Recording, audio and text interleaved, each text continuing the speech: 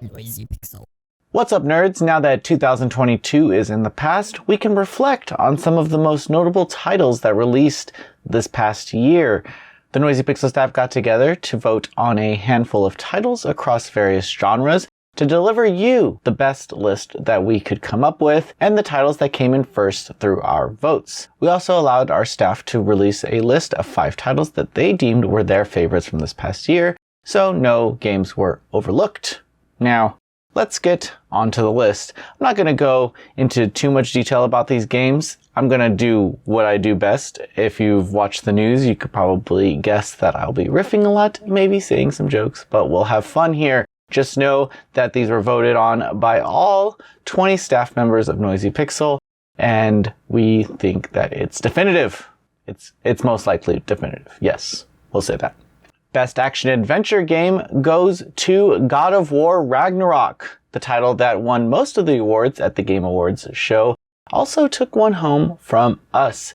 This game again follows Kratos and his son, but more of Kratos, and he fights gods, and there's action, and it's a very pretty game, and that's why it won our voting. All the staff writers who have played it have fallen in love with it. Maybe I didn't fall in love with it. Maybe I had a different game. But that doesn't matter, because this is democracy, and God of War Ragnarok won. There's no contest, it won.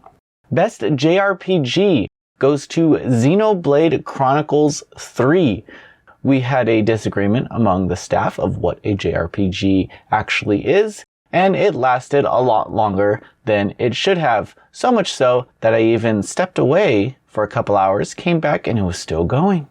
So what is a JRPG is up to you, but our favorite from last year is Xenoblade Chronicles 3.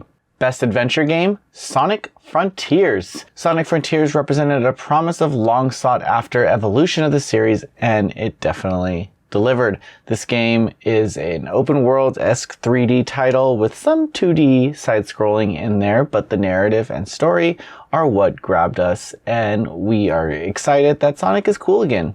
One time in a movie theater, the trailer for Sonic the Movie was playing, and a man stood up and started reenacting what Sonic was doing, and I've never been around something as cringy as that, but more respect to him. You know, I don't have the confidence for that, so whoever you are, God love you. Best Visual Novel goes to Digimon Survive, and we play a lot of visual novels here. Digimon Survive is a new venture for this series, as it's a focus on narrative and story and emotions. It's a really good game. Trust me. If you've played it, you will likely think, wow, there's a lot of talking, but it's a really good story. And the way that your choices kind of affect the Digimon around you and the Digimon that connect to you is really cool. And I'm really glad that this game came out. It was in development hell for a very long time. There are some tactical RPG elements to it, but it is mostly definitely a visual novel, and a very sad one at that. I cried. Best Mobile Game, Octopath Traveler, Champions of the Continent. I have not played this game, so I'll Google it. Let's see. The wiki says this JRPG has actually been around since 2019 in Japan and just came west this year. You have some story, some characters, some gacha, I'm sure. I don't have time for mobile games. It won. But I don't know anything about it, so I'm not going to sit here and Jeff Keighley you and pretend like I do. Best Fighting Game, King of Fighters 15. This game is one of the most stylish entries in the series to date.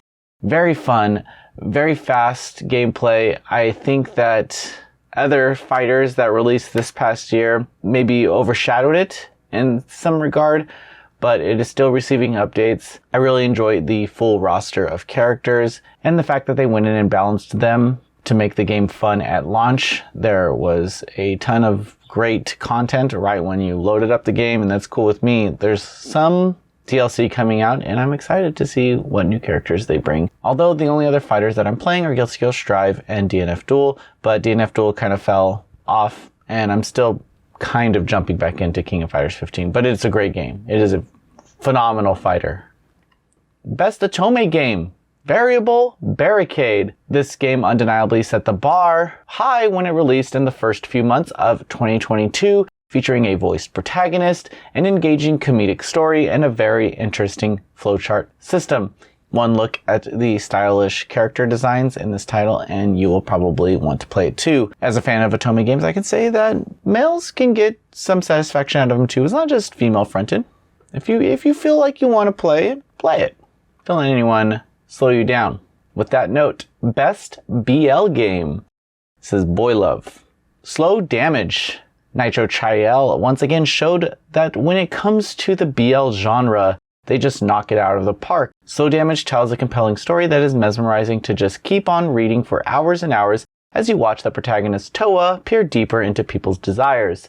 Furthermore, there's a true depth to this dark, somber perspective on the future, as the city of Shinkomi is represented as the place where you go if you have a dark secret to hide, and that is what made this even more apparent thanks to the stellar translation by Molly Lee. Best Yuri Game. Please Be Happy. Releasing towards the end of 2022, Please Be Happy finally releases after being teased to Yuri visual novel fans over the past few years. The narrative delivers one that touches on fantasy and friendship with a healthy serving of romance. Its slice of life, nature, and story allows for some moments of drama, but the story will have you begging for a happy ending. Its illustrations are also of note, as each character features a soft design that only Studio Ellen can deliver. Best H Game? The award goes to Eva Nickel 2, the game that didn't release on Steam because it was banned, but other publishers stood up and said, hey, come to our store. You can hang out here. This game tells the story of Alex, a young medical doctor wielding the once lost healing skill known as Medica. His hope is to cure all the weird diseases spreading throughout the world, but this power comes from his member, and that is what makes this an H game. You can hang out with a host of cute girls, and there's some RPG elements to it. You can explore and hang out and make a few choices during gameplay, but it definitely has that Alice Soft charm. Best Narrative goes to The Somnium Files, Nirvana Initiative. Uchikosi's team has produced great narrative masterpieces in the past, and this one is no different. This entry follows Special Agent Mizuki that was just brought onto a case of a half-corpse that matches a corpse that was found 6 years before. However, as you can guess with any other Uchikoshi narrative, this string of events grows larger and larger throughout the entire story, making it one of the best narratives of the year. Hands down. Best Soundtrack goes to Xenoblade Chronicles 3. Composer Yasunori Mitsuda brings all of the knowledge from the previous games that he's worked, such as the Chrono series, Xeno, and Shadow Hearts series, so you could probably expect this to be no different. It feels like he's been allowed to do whatever he wants, and that shows in the excellent, 70 hours of music that comes in here. The other composers on the game are Ace, Kenji Hiromatsu, Nanami Kyoto, and Miriam Abanatzer. If you're looking for an afternoon listening to some of the greatest music of video game history, please listen to the Xenoblade Chronicle 3 soundtrack. You won't be disappointed. Best Indie Game goes to Chained Echoes, released in the last month of 2022. Matthias Linda delivered one of the best, if not most notable games of the year. The game features a very adult narrative that you don't really see in these classic RPGs. This one has a stellar battle system, level design, just around the house. One of the greatest games that you should probably play from 2022. The best port of the year goes to 13 Sentinels Aegis Rim on Nintendo Switch. A lot of people thought that this game couldn't run on Switch because it even chugged on the PS4, but hey, it works, and it works well. This Switch version is available and is one of the best games that you could probably play on the platform. But yes, it's a port, so it can't win any other awards this year, but we can still shout it out. Go play 13 Sentinels. What are you doing? Best Remake/Remastered goes to Crisis Core Final Fantasy VII Reunion. After being confined to the PSP for years, we finally get Crisis Core in the form of a remastered for modern platforms, allowing both new and old fans to dive into the legacy of the one who wielded the Buster Sword before Cloud, and also offering an insight to what happened earlier in the Final Fantasy VII compilation timeline. I could sit here and rave for hours about this game, but you should be playing it. It's only 20 hours long, and it is definitely a standout title. Best DLC expansion, Cuphead: The Delicious Last Course. This DLC introduces a new protagonist, Ms. Chalice, for an adventure through the undiscovered Inkwell Isle. The DLC offers new weapons, magical charms, and Ms. Chalice's abilities. Even though I can confidently say that I suck at Cuphead, I do have a great time playing it and looking at its brilliant visuals. Best developer, From Software. If Elden Ring didn't get you, then the Armored Core announcement did. This developer has for years blown us away with their eagerness to deliver challenging and genre-defining titles, and this year was no different with the release of Elden Ring. Suffice to say, we're looking forward to everything that the developer is doing in the future and everything that they have in store for their fans. Best Publisher goes to Annapurna Interactive. Annapurna Interactive has a knack of building a wonderful catalog of published titles across multiple genres. Their vision for a creative portfolio shows in each published game. This year, they delivered a game about a cat titled Stray. Where some publishing houses might overlook this premise, Annapurna Interactive gave it the marketing and attention it needed to bring it to gamers' wishlists so the developer could focus on creating a memorable experience. It's for this that this publisher takes the award for Best Publisher of the Year.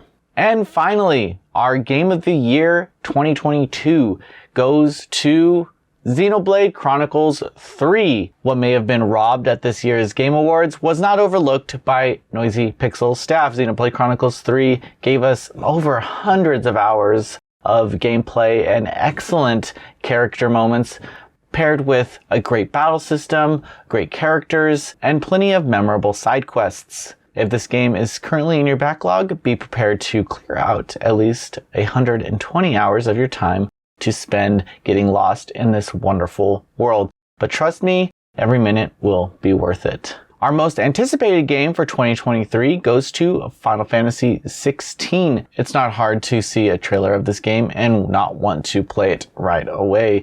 Final Fantasy XVI gives us more action-oriented gameplay, but takes us back to the fantasy-esque world and storyline that we love. The content seems to be a lot more adult this time around, but we are looking forward to knowing more closer to the release. And lastly, but certainly not leastly, we have the Game of the Awards chosen by our readers and voted by them as well.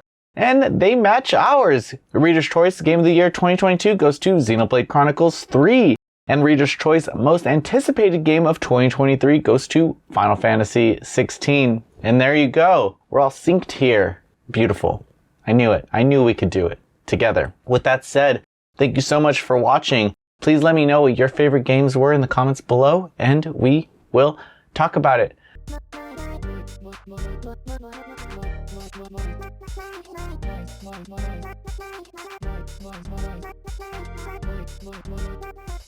Noisy Pixel.